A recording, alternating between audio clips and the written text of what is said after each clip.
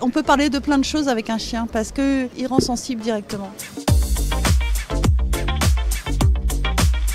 Bon, alors ce chien, il mord? Tout d'abord, votre honneur, il mord pas, c'est la première chose. Alors on suit Avril qui est une avocate pleine de convictions mais qui justement défend des gens pas toujours défendables et qui perd beaucoup. Elle est sur la sellette et elle va pourtant décider de défendre un maître de chien dont le chien a mordu 3 fois et doit être tué. Et le procès du chien va foutre le feu à la ville et va changer notre personnage principal, Avril, qui va se reconnaître dans le chien. Quand il est arrivé, il y a un mois, il était déprimé, tout le monde en avait peur, personne n'osait l'approcher. Et maintenant, les collègues ils se battent pour le sortir en cachette le soir. Quand le chien joue, il faut savoir que dès qu'on dit couper, il s'arrête. Donc c'est un acteur. C'est pour ça qu'il est au générique, son nom est sur l'affiche. Et ça, c'est incroyable, je trouve.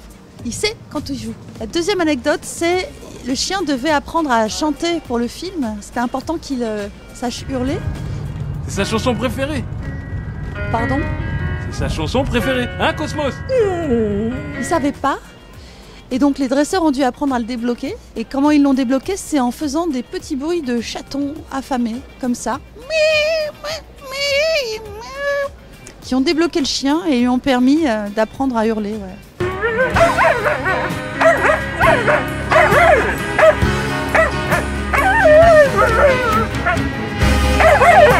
À travers cette comédie, je voulais réinventer d'autres rapports et donc on a ce chien qui est en procès avec des humains qui sont complètement démunis pour le pauvre, pour le juger. Ils peuvent rien faire. C'est une comédie parce qu'on rigole de ça et puis c'est quand même drôle parce que le chien il fait un peu n'importe quoi aussi.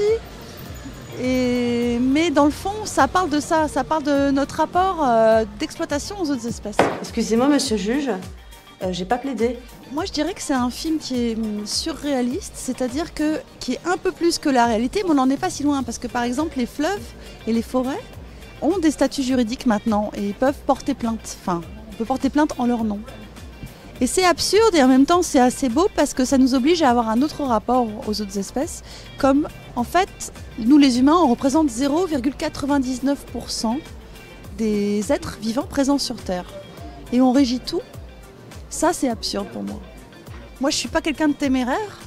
Donc, si je fais un film, c'est juste qu'il y a un truc dedans que j'ai vraiment besoin de dire et que je sais que je vais pouvoir tenir 4 ans pour le faire.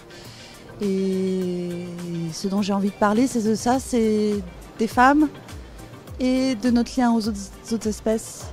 Parce qu'on a un moment de changement de pensée et j'essaie de voir comment, moi, en tant qu'artiste, je peux essayer d'apporter des choses pour faire changer les choses si je peux, ou au moins poser des questions là-dessus, quoi.